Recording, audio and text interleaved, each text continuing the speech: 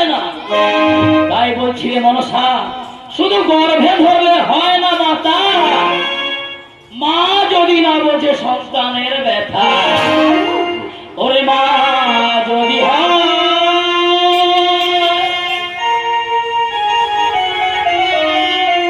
মন্দ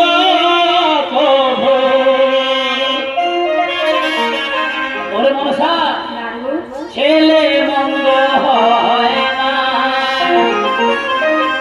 তোদের মতো মায়ের পাপে ঝোড়ো হাওয়া